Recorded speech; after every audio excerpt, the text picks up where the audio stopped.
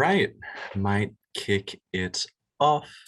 It's been the last few people. Lovely to see everybody from Wales, Colombia, Surrey, Cambridge. Brilliant international gathering today, such as the advantage, and the US, of course, such as the advantage of hosting these events over Zoom. To introduce tonight's event, I'd like to welcome everybody to our talk this evening with independent filmmaker Mary Filippo on her movie My Miseducation, a filmmaker's journey through the mind-boggling constructs of mainstream economics. My name is Nick, and I'm the president of the Cambridge Society for Economic Pluralism, or CSEP. CSEP aims to examine pressing economic issues like poverty, inequality, and sustainability by drawing from a range of disciplines that broach the humanities, social sciences, and even the arts, as you can see from today. The notification of our future events, which range from discussions of economic philosophy to critical examinations of the politics of central banking, and finally, private finance in the green transition. I'll be shortly sending out a link to our mailing list in the Zoom chat if you want to look down there.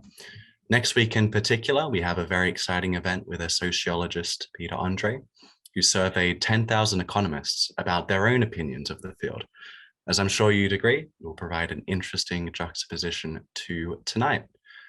Now I'd like to hand over to Kate to introduce our speaker and carry forward proceedings this evening. Go ahead, Kate. Thank you, Nick. So hi, everyone. I'm Kate, and I'm a first-year development studies student at Cambridge. I'm pursuing an MPhil, and I'm originally from Bangladesh, and I would say that I'm Economic Justice Officer at the Cambridge Society for Economic Pluralism, and one of the reasons why I joined was partly because of having watched Mary's film.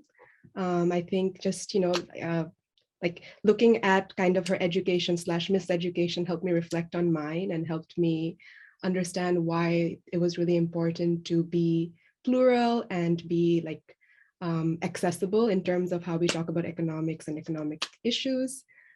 So it is with great pleasure that I introduce you to Mary Filippo today. Mary Filippo is a documentary filmmaker based in the United States, and she explores through her works themes of culture, inequality, and self.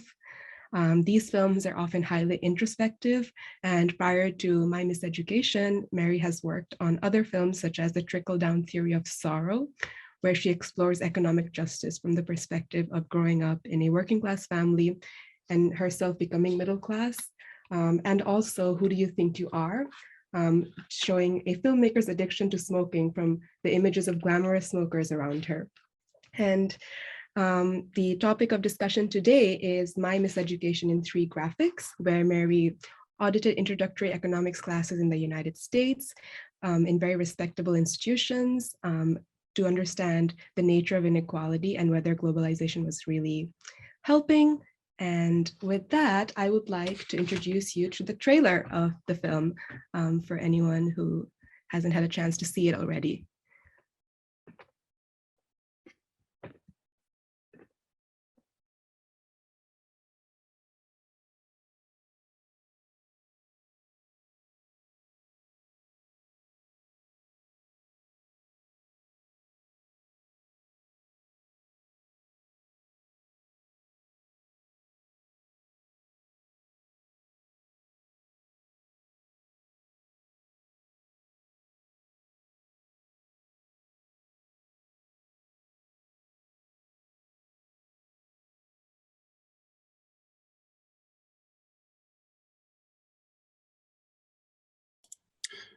Sorry, Kate, I don't think we can hear the sound for the trailer.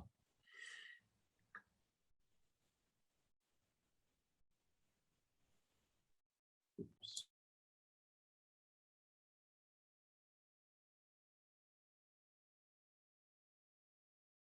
By purchasing power. Oh, sorry, I just realized In addition, there's I was on mute. I'm so sorry. I'll just replay it from the beginning. So sorry.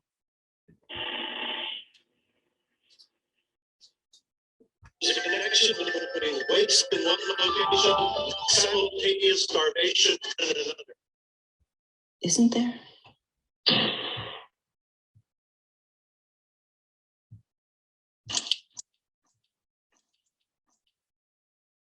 In this film, we'll see how mainstream economists use these models to hide the forces of inequality and environmental destruction.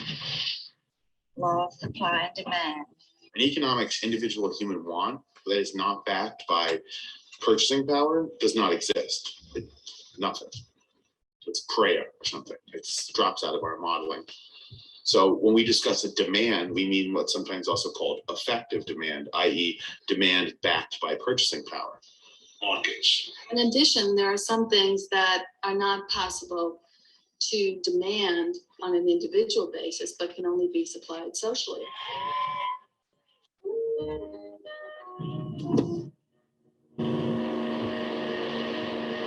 Right now, as we're talking, corporate America has about $1 trillion in cash that doesn't know what to do with. Competition, drive profits down. Profit is The cost. the opportunity cost of capital. CEOs are cost. That doesn't mean that accounting profits, as an accountant will measure, would be driven to zero. It means that economic profits, as economists measure, will be driven towards zero. Right. But it then sort of makes the issue of profits more difficult to tease out or be something that's discussed. Do you follow me? No. The mainstream theory is kind of incredible because in the mainstream analysis, when competition is perfect, there is no profits. So the mainstream theory is not a theory of capitalism at all. Basically, the model doesn't have profits as its central feature, even though that's the goal of all business. It's not really part of the model. I know this is hard to believe. First, you learn about the efficiency of markets, and then as a footnote, you learn, well, sometimes this is not the case. Underlying this concept of efficiency, there are what are known as externalities. When your activity imposes costs on others, the very term externality is misleading. It suggests these are somehow marginal. They are the exception. If you can make money by imposing externalities on others, then why wouldn't you do so? Anything in life that spirals up, up, up, or spirals down, down, down is dominated by reinforcing feedback. And the essence of that is that the more you have, the more you get. At the time that you were taking that course, 2004, 2005, Right. yeah. I would argue that yes, we had dampened the business cycle. We couldn't stop it altogether. We had hopes that we could stop it altogether, but there are just too many random shocks. OPEC, things like that are simply not forecastable. So you're saying that it isn't internal in the market economy, the instability? No, I think the private market is still stable, but it's going to oscillate. I would eliminate the minimum wage. And with that, I would like, with your permission, Mary, to begin our discussion. And my first question is, why is the title of your film, Your Miseducation Instead of Education? And what was your motive behind working on it? Yeah, okay, great. Hi, Kate and Nick and everyone at CSAP and in the audience. Thanks very much for having me. It's the title is actually My Miseducation in 3 graphics. And then the rest of the line is kind of a description, a one-line description of it. But yeah, it wasn't an education. It was definitely a miseducation. I started the film after that, the trickle-down theory of sorrow, thinking about, I have on a shirt and it's probably made in a sweatshop, and, things that many of us think about. When I started the film, at the same time, there was this protest against sweatshops, or, especially consumer boycotts.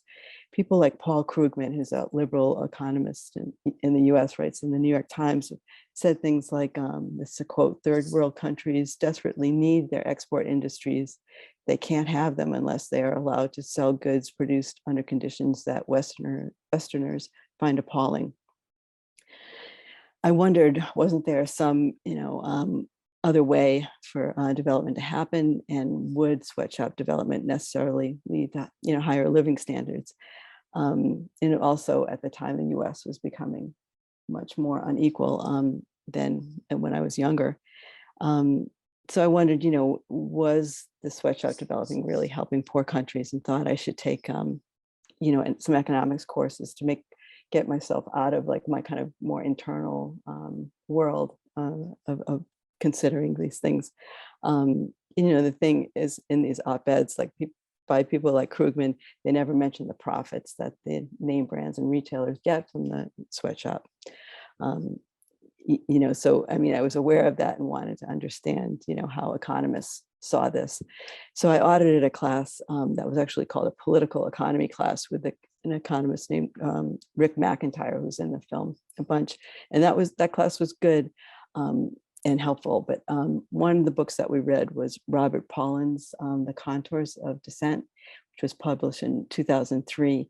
And it did have, a lot of really good information about what was going on. But one of the things that he touched on was the way that a developing country's debt affected their living standards and wages. But I didn't really understand it. And it was just, it wasn't really elaborated in the book. And so I thought, it seems like it's something sort of basic that I would learn about in a basic micro and macro course. So I told Rick McIntyre, the teacher, that I was going to take those courses, and he said, no, don't, they won't help at all. But I did it anyway. And he was right. So, I ended up having to do a lot of work, reading lots of other texts and interviewing lots of critical economists. And that's how I started the film. Yeah, thanks for sharing, Mary. Sure. I'd like to step back a little bit and ask you, you've really detailed how these issues were relevant to you and how they're relevant to the questions you're asking of the world. But why explore these issues through film? Oh, well, I'm a filmmaker, so yeah, and also, I think, many people like myself, I never took an economics course as a college student. Many people don't, the word is, I've read in other books, they're both hard and boring. So, and people who take them, years later will say that they don't remember much about them. It was hard, it was about it. So, I mean, instead of I'm not qualified to be writing an economics text critique. So yeah, and I think in a way, you can think about it as like using the master's tools by taking apart the graphics that they create and playing with them and showing what's wrong with them in a kind of a playful, fun way. Hopefully would engage a broader audience.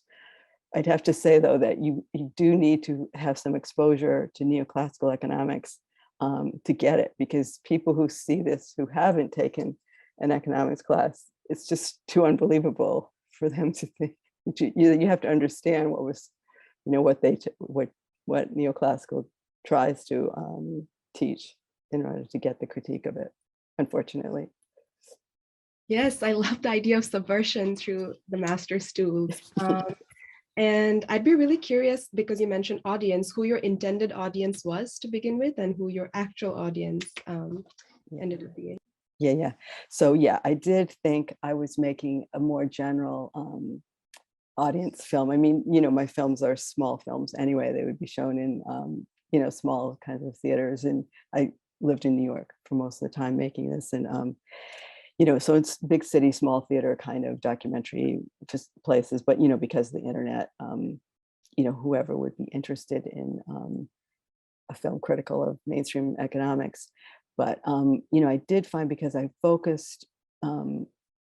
really focused on a critique of what I was taught rather than trying to teach what's really going on, it became that you do need some exposure to neoclassical economics, I think, to get the film. I'd like to make the next film be a kind of the class I wish I took versus what I took.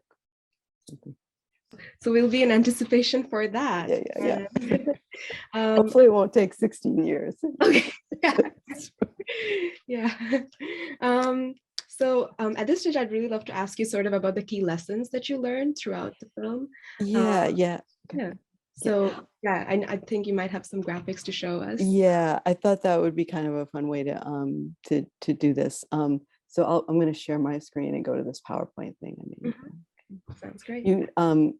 You'll I don't know, somehow in the chat you'd let me know if you can't hear me suddenly or something like that. I guess. Yeah, we're having problems with folks.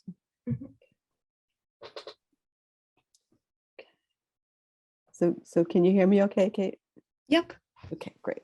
Okay, so this is the yeah, this is the first one. At first I thought maybe that you'd have problems showing clips from the film, and they do kind of break up a little bit when we show them over the internet from the website. So anyway, these are just some stills from the film. This one is of the supply and demand graph, and the first thing I'd have to say that I learned about what was wrong immediately was that power isn't considered. So this is a supply and demand graph for tomatoes, but they use like 17 bushels of tomato, but they use the same image for labor. So the wage is determined by supply and demand, and if you do anything like set a minimum wage above that point where the lines cross, then you're going to, in the textbook will say, you're going to create unemployment. So the first thing I recognized right away was that power wasn't considered in thinking about things like labor markets, that the power of the person hiring is vastly different from the power of the person looking for a job. The next, I think the way it's presented in the film, the first thing I criticize is that, as the text says here, the quantity demanded equals the quantity supplied, and it's a happy thing. The professor was kind of joking, like knowing that it was sort of silly by saying that, but I mean, that's do what they say over and over again. And one of the first things you realize is that, well, you have to have money to participate in the market. So that's left out. And in the film, Max Wolf, an economist who's, say a critical economist, says that if you have money, the market's your servant, and if you don't, it's your master. The next thing, was that in the film, the next point about thinking about supply and demand is that a lot of things that we or I want are things like clean air. You can't demand them personally. They have to be socially, gotten. Unless you want to think about, wearing a oxygen mask or something, right? So it's a social demand. So that can't be modeled here. The next about our nature, that we have unlimited demands as part of this.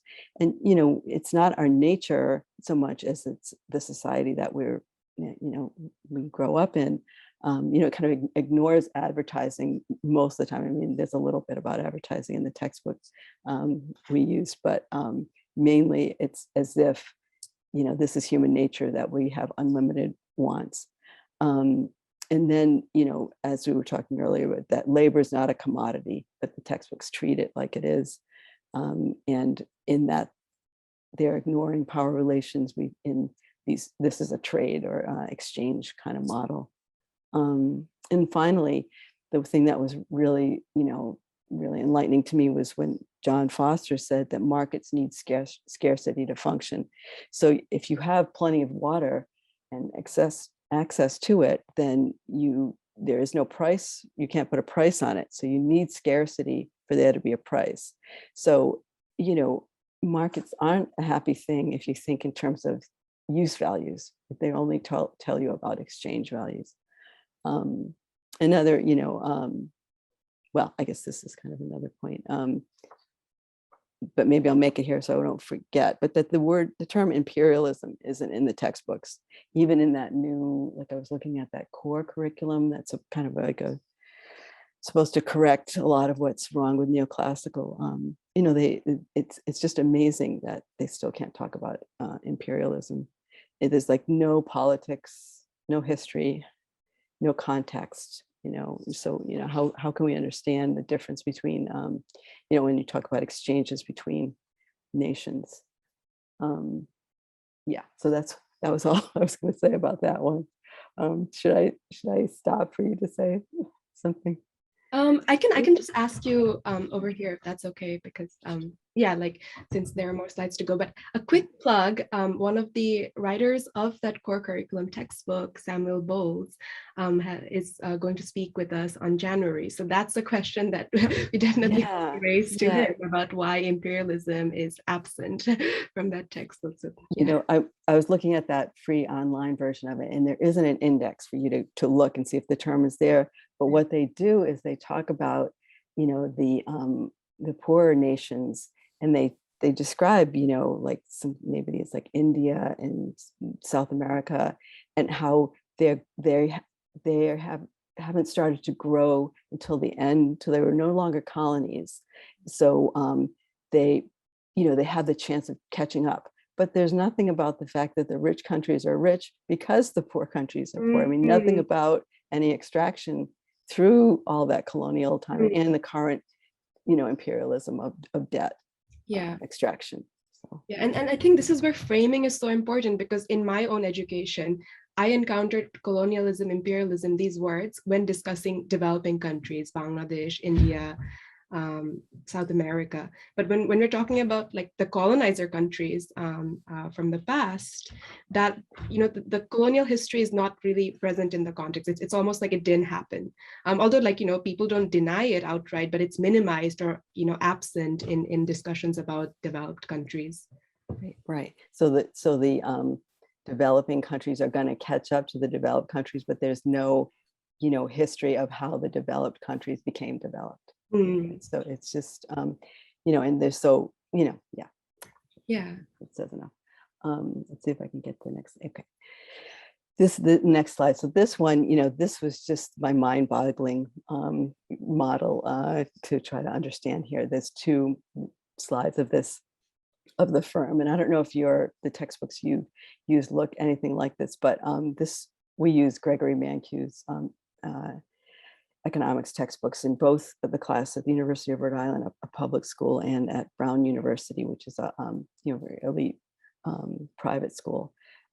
So this is what you'd get. There'd be another curve there too, like the what's that, the marginal cost or something line. But you know, this was complicated enough for my supposed general audience that I was making this for.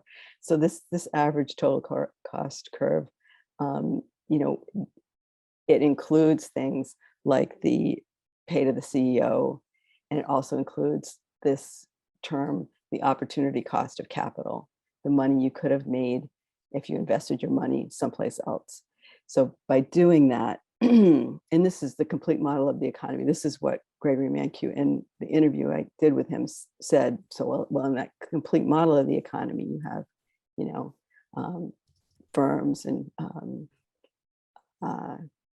you know, so even he described it as a complete model of the economy. You have firms and you know, price takers, that kind of thing. So this is what it comes down to. So we start, you know, with an illustration like this. More firms enter, that pushes prices down in quantity, you know, increases quantities, which pushes the price down till eventually you get to this zero profits. Is that something you encounter in your kind of neoclassical textbooks? Or? Yeah, definitely. Yeah. Okay.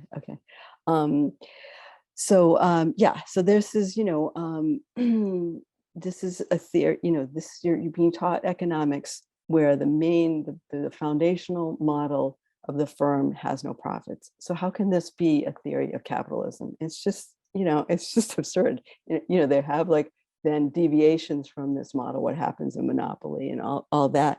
But you know, you start with this is the main model. It's just unbelievable. And you know, I thought, you know, coming into the class, I thought, well, you know, okay, so the factory person, who organizes all this, they should get something, and the importer and retailer, they should get something from the sale of this shirt that I'm wearing. But how much should they get compared to how much the person who's sewing it? If we want to keep, not change things and keep things as they are, you can't even have this discussion about, how much should each person get when there's nothing left anyway. So as Gilles Rivaux, the economist, says, this isn't a theory of capitalism at all. You can't, in most economic departments, you can't discuss that workers don't get as much as they produce, and you can't even see it. Where is it in the model? Okay, so this is one. Just the whole obsession with equilibrium is just mad. It's just crazy, like to think that this is how we should describe capitalism, as always going into balance, or like that X as a balance of forces of supply and demand. It's just so not capitalism. And instead, like Kate Raworth in the trailer says, it's about reinforcing feedback loops, not like this balancing like seesaw up and down, like you see in the textbook. So and here, this was kind of my illustration of what eventually I understood by reading people like Michael Hudson about debt, national debts, and he writes also about individuals, the polarization between debtors and creditors.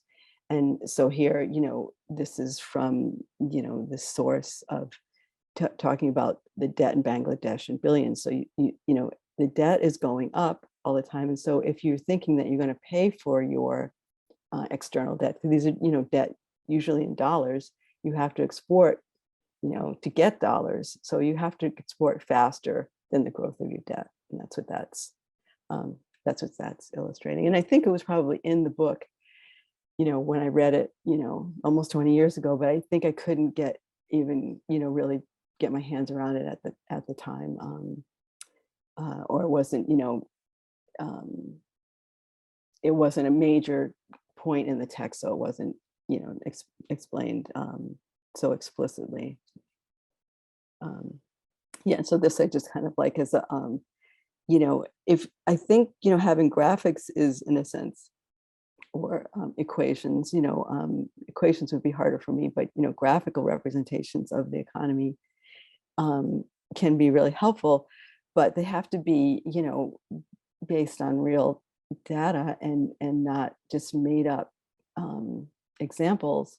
And I think, ones like in Michael Hudson's work, where you have, this kind of that line of exponential growth and then a crash, would be more of, this is what happens, which we can see when they graph, economic crises, that's what they look like. And also the idea of a spiral, like Kate Raworth mentions, that the more you have, the more you get. I mean, what people walk in, young people, I'm assuming, walk into an economics class knowing that's the case. Wealth generates wealth. And I mean, it's as if the whole teaching is trying to make you forget that or something. Yeah, and then this one, I thought I'd just throw this up as like an illustration again of like, this kind of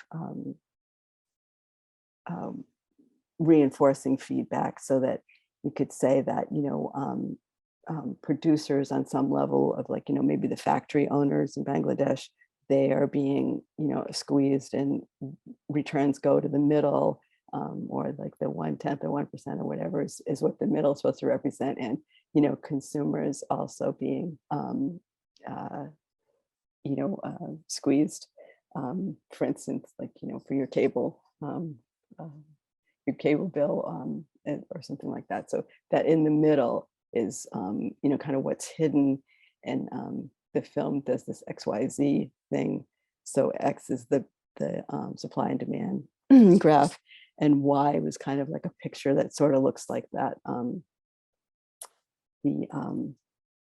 this here, a kind of a Y, and then the final one, the Z is sort of like, in this image, it's coming out, but it starts right from the very, in the middle there. So you don't see, because in the textbooks, if you look in the index of the ones I used, there's no accumulation, there's no concentration of wealth. You don't see the word concentration or accumulation in the textbook. So it's sort of like, it's something hidden. So like if you think of an X being crossed and then the lines going horizontal across, you get a Z. So there's my, that's why that's there. So I'll stop my sharing. Thanks, Mary. I mean, as you were speaking, I just realized that your film was not only a critique of the classes you attended, but also the textbooks and kind of the intellectual machinery that goes behind these lessons. Absolutely, yeah. I would joke with the graphics person who was working with me saying, it's a film about a textbook. Like how exciting. How exciting is that? Yeah, it definitely is. But I would like to ask you a bit of a contrarian question right now, partly inspired by some conversations, because I hosted the film on Sunday night at my college at Wilson for university students to kind of watch it together before this event. And something that came up from students, interestingly from physics and economics backgrounds, was that, how would like the critique that students first need to learn the basic models, even if they're false or mistaken, because then they can build the vocabulary to critique the more advanced models, or make those advanced models that are more reflective of reality. And I think you started to answer this already with the importance of being data-driven in the graphs that are used for educational purposes. But I'd just love to hear your thoughts on that in more depth. Yeah, I mean, I think Michael Hudson has some great graphs in his textbooks, or not that textbook, in his texts. I can't remember the title of a recent one now, but it was after the financial crash, and the cover of the textbook is a line like that of it's just like a compound interest line growth, but then a crash, because that's the, in a basic way you could think about it, that being the problem, that compound interest means that you have exponential growth. You don't have a linear line, you have an exponentially curved line up, and that eventually that has to crash, otherwise it's just to turn back on itself or something. So yeah, you just need different graphics. And I think it's a real mistake to start with graphics, to not tell a story that's like, I think it would be great to start with a story that's about the history of capitalism, which would have to be a history of imperialism. And then also, I think that you have to start with nature. You have to start with the physical world that we need to keep not destroying in order to survive. And I think you could look at Herman Daly's textbooks for graphics instead of these, because they just send you in the wrong direction. They're all about, in my experience as taking introductory classes, they steer you towards equilibrium, and that sort of, that means like balance or something, and that's just like a wrong head to be in to understand the economy. Yeah, and it's almost as though there are more accurate models available, but they're not really what's making it into the classroom, especially those first few lessons or the first course. Right. And I sent this circular flow diagram, critique of that as well. I mean, instead of, you could start with that, but then show, no, it's a spiral instead of a circle. And, things like supply and demand, that makes sense. I was thinking about, is it Theresa May who says money doesn't grow, there isn't a magic money tree or something? I don't know if you've heard this, but I've read about her saying that. And, if you think of all the MMT, modern money theory people, their point about, the central bank can create as much money as it wants. Alan Greenspan said that, and when he was being grilled, about Social Security in the U.S. like a few, 20 years ago or so. So it's you know, I'm not sure where I was going with that, but just generally, I think that if you start with things like supply and demand, and you really end up thinking that things like money are scarce instead of thinking about, you know, what really happens. You know, you could use, yeah, I guess this was what I was going to say about supply and demand. You know, you could think that, you know, with inflation and modern money theory, that, you know, instead of, like here in the US, the you know, a lot of money was given just to people who were unemployed, you know, to supplement their unemployment benefits. But instead, if you had a job guarantee program, and you know, if the price of gasoline is going up because of inflation, instead the government spent the money, you know, on more infrastructure for renewable energy, then the prices wouldn't go up, because you'd be increasing the supply of renewable of energy from renewable sources now. So then the price of gasoline would go down. So sure, you can use supply and demand for helpful things that are helpful like that. But I do think that you know, the way they're used is often not very well thought out, and can lead to you know, like things like with the price of labor. I mean, there's all this research that shows that if you raise wages, employment doesn't go up, and that they don't, in the textbooks that I saw anyway, that we were using, Mancu's textbooks and others, you know, they forget that that's what will increase demand, you know. So it's just, they have to be used in careful and limited ways about commodities, and not about people, for one thing. Yeah, and we've got some questions coming in, and that's great. And I think there's one question that is particularly relevant to this moment, and so I'm going to go ahead and ask it. Have there been any reactions from mainstream economists to your film, perhaps the economists whose classes you attended, and are any receptive to any elements of your critique? No, I mean, I try to interview Gregory Mankiw again, and after the first interview, when he realized that I wasn't coming to film him to like be like celebrating how he teaches economics, like this was 2005, so you know, things looked good, so maybe I think that's what he thought. But so no one that I know has seen any has seen this. Yeah, and the other one of them, George Bortz from Brown University. He's since died, and Glenn Ramsey, who's actually a very nice person, it seems. You know, I haven't tried to show it to him. He kind of, I've seen him since, but he kind of, you know, kind of steers away from me.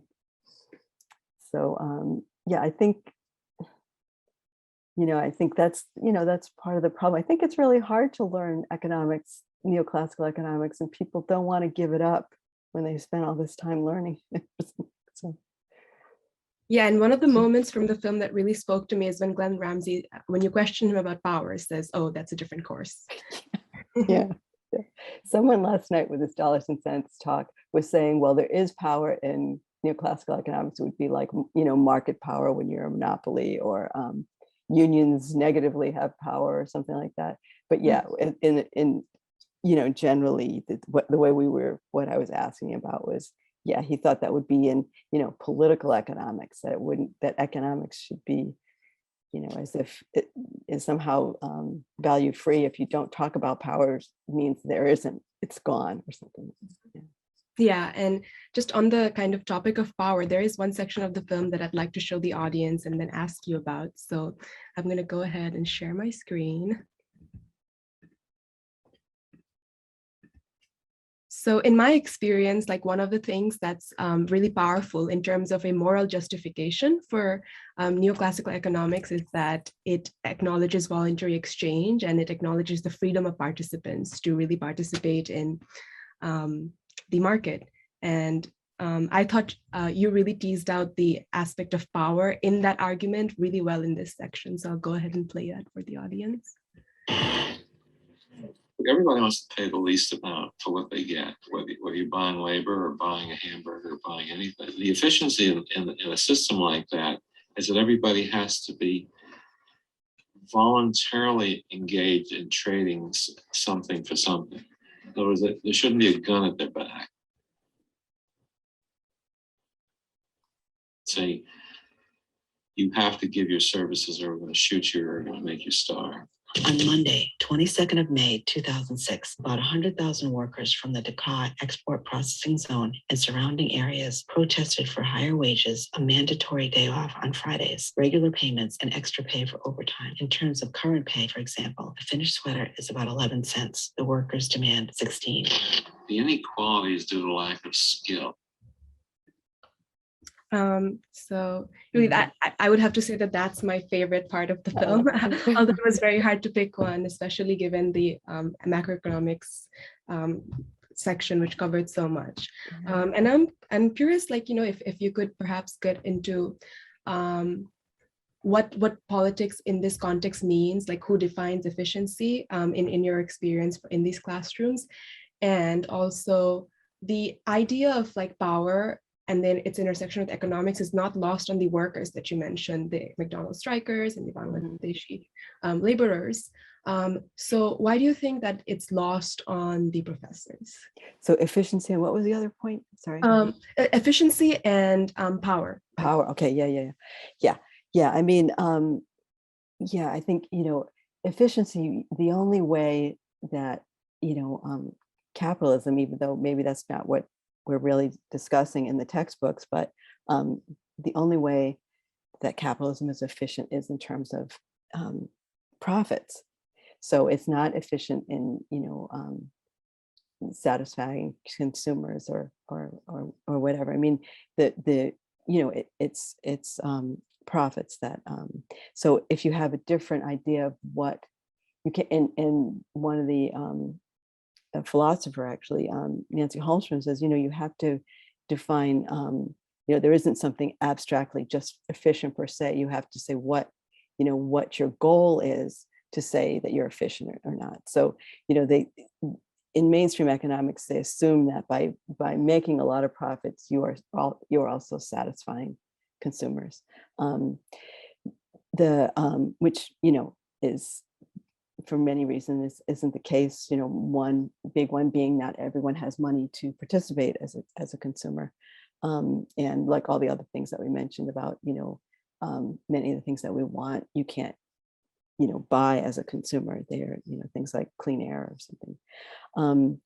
Power, you know, I mean, yeah, obviously, I mean, I think this is the thing that one of the reasons, I mean, why I asked my students who are mostly film students, and have a lot of nursing students in this survey class, but you know, when I asked if any of them had taken an economics course or would have to, and they were like, no, but it was also like, no way that they didn't want to be taking one. And I think, you know, partly it's because it's sort of, you know, that scienceism thing, that where it's presented with a lot of difficult to understand graphs that don't relate to the real world, and people, everyday people, know that, you know, how critical power is to knowing what, you know, how much money they're going to make, knowing whether they'll be able to join a union or, you know, strike, or and that, you know, by completely missing, I mean, it's it just keeps people from being interested in studying the discipline, because the discipline is so removed. Even if they don't know it, they know it's full of math and you know, or full of, you know, difficult equations and graphs. So like, why would you study that as if, you know, if it's not going to tell you something about your circumstances, I guess. Right, and one of the things that you mentioned earlier was that not all of that math is necessary. Yeah, and Yeah.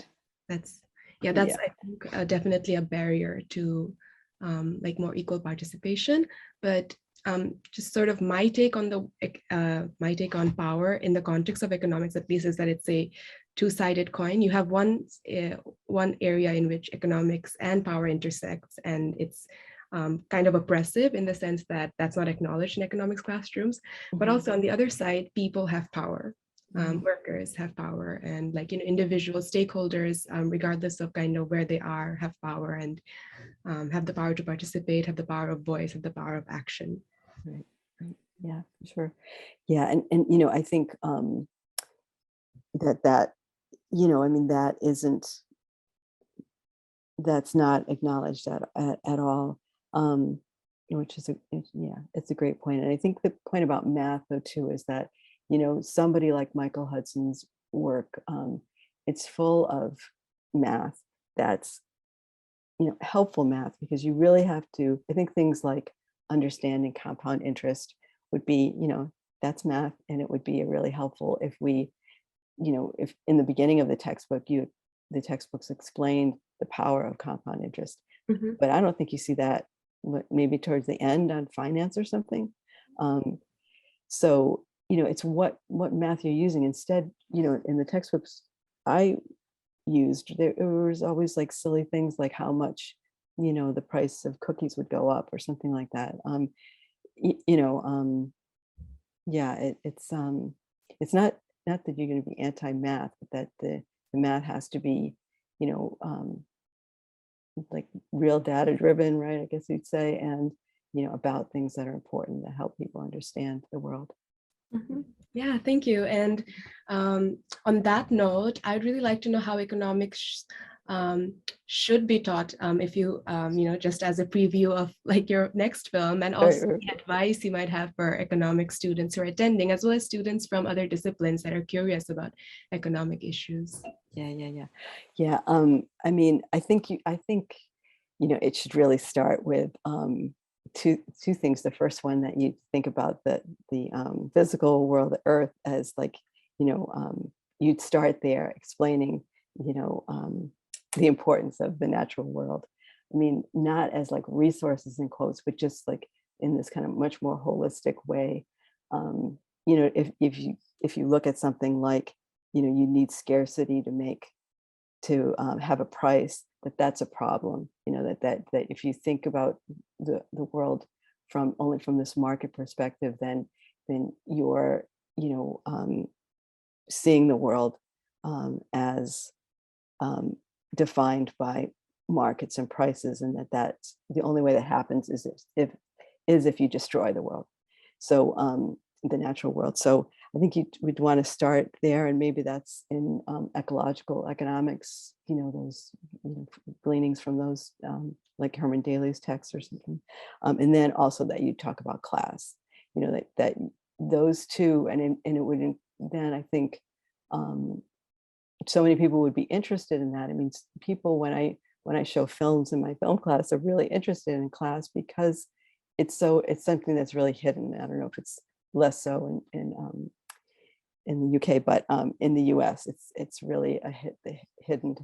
And so I think, you know, going from there with those two, you know, subjects, or, you know, framings, you know, the natural world, and then within society, class power would have to be really critical. And then, you know, I think in terms of finance, that yes, you have to really understand what it means to have compound interest, and that it's something that people made up, and we don't have to have it, you know, but what its effects are. And I think, I don't know if you were asking, about students, then we were talking a little bit about that too, that, you know, I saw Anwar's presentation last week, which I thought was great, about organizing and debating, and, you know, looking at different theories for how well they predict, and then also, you know, connecting with other sorts of groups. And that, I suppose that would be, you know, from the university, other departments and disciplines that, you know, I read Marx in a philosophy class about, you know, 40 years ago, not in, or almost not quite 40 years ago, but over a long time ago when I was in college. And, you know, there's a lot of departments that, you know, tell us some really important things about the economic world, even though they're not in economics, but also, you know, connecting with political groups, or, you know, environmental and community groups. These like things like, especially something like modern money theory, could really help people, you know, know what their governments can do for them. And engagement with ideas is critical, and that's why you have C-steps. So keep coming Yeah. to us. I think we're at a good time to switch to questions. And if audience members would like, you're very welcome to ask those questions yourself. The first one that's appearing on my chat is Marina's question. I don't know if Marina, if you'd like to ask that yourself, or I can go ahead.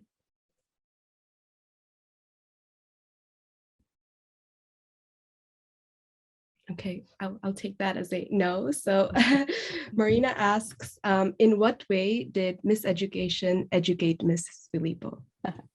Yeah, I mean, the process of making the film was the education for sure. I mean, you know, someone last night asked me, how did you get access to all these great economists? And, you know, everyone was really generous, all the critics. So, you know, reading, you know, I didn't write to someone if I hadn't read their books, one of their books at least or something. And so all the research was a great education. Yeah, thanks for that. And then Matt Berkeley asks, could you please say more about what role those diagrams models play in determining government policy? Should we concentrate on changing economics or changing politicians' use of economics? Well, I mean, I do think that, you know, people, you know, a lot of people who are in politics have taken like just one economics course, and they might walk away thinking, oh yeah, we can't, you know, raise minimum wages too much because of those graphs. So it seems to me that, you know, you need to change the textbook. I mean, this Dollars and Cents Collective has micro and macro textbooks that are full of articles and no graphs. I don't know that you need graphs. I do think, you know, if you're talking about, you know, things like unemployment, you can graph things like that, or poverty rates, or how they're changing. Those are graphics, but I don't think models in terms of, you know, the models, the way they present them, it seems they're just so abstract and generalized that they don't see them as being helpful. But, you know, so my expertise is introductory economics, and a lot of times trying to understand it. So I don't know that if I'm the person to answer that question either. Yeah, thank you. And then unfortunately, Irene had to leave, but she left a bunch of questions that she's really excited to see the recording for. And Irene asks, I was wondering, well, first of all, she says, it's really great to watch Mary's film that connects my two interests. You made that film in an experimental way. I was wondering why you chose this genre over a serious documentary. Also, what do you think are some possible career paths that can combine the two areas?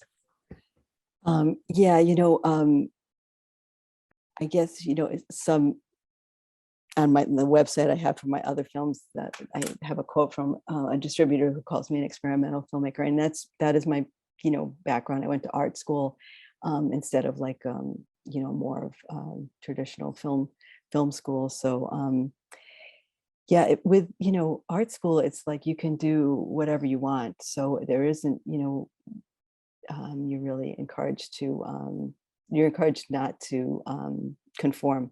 So, or you don't have to consider conventions so much, I guess, or something. I definitely wanted to make something that was accessible and enjoyable. So, you know, I hope that's what I did. And if, you know, sometimes, you know, documentaries can be kind of so somber and depressing, because, you know, if there's a lot of really somber and depressing things happening in the world, so you know, that makes sense. But I sometimes can't watch things like that because they are, you know, they are too depressing. So I feel as though you know, trying to make something you know, fun, but like darkly fun, because I mean, this is super serious stuff, but you know, it can be really demoralizing or, you know, deflating to to watch some presentations of dark things or horrible things. So I try to make something that would be more that ironically funny or something to and as far as like a career, yeah, boy, I wish I think that there could be like some kind of blossoming of educational films that are fun and really get at serious subjects to engage a larger audience. I hope that happens. Yeah, thank you. There's one more question from Zoe, and then I'll hand it off to our president, Nick, to ask his question. And so Zoe asks, why do you think neoclassical economics has dominated the syllabus at many universities? Why isn't economic history taught? Yeah, good question. I mean, I don't know when that stopped. Maybe you, Kate, or Nick too. But yeah, I think there's like, does someone else want to? Do you know, Nick or Kate, that it used to be a bigger part of the curriculum, the history of economic thought or something? It's interesting that this has just come up because there's been a lot of debate kind of online about the role of the history of economic thought within economics, because those that tend to engage with it are often heterodox economists who want to contextualize the mainstream view, show it's not the only way to do things. I think in terms of education, it was never particularly prevalent. It's maybe an optional course in a couple of universities around the place, but it's a significant minority, and I don't think it's ever been a part of the core curriculum. Yeah, I mean, I think the textbooks tries to present neoclassical economics as like as if it is like physics, and as if it's like something that I think physicists wouldn't even say that they would, that it's ahistorical or something like that, that it's as if science doesn't have a history either. So the man who wrote, Gregory Mankiw, who wrote the textbooks we were using, told me that's what he studied was physics before he studied economics. And I guess there's some kind of draw to this, like as if the economy could be modeled, like you can model gravity or something like that. But and that's obviously not true. We're talking about humans and society. It's like way too complicated to be reduced. But there's a seduction about that, I think, where people want it to be it's so complex that they want some simple presentation of it. Yeah, well, and we have Mary to give us the more interesting interpretation and to question the ones that are taken for granted. So I want to thank you, Mary, for being so generous with your time and being generous with your work, being sharing that with the participants of today's discussion and with us. So it's really been a pleasure. And thank you. Yeah, so glad you exist and your work exists. Thanks so much for having me, Kate, and everyone for listening and watching. And so hopefully things will change because you're all working on changing things. Okay. Take care.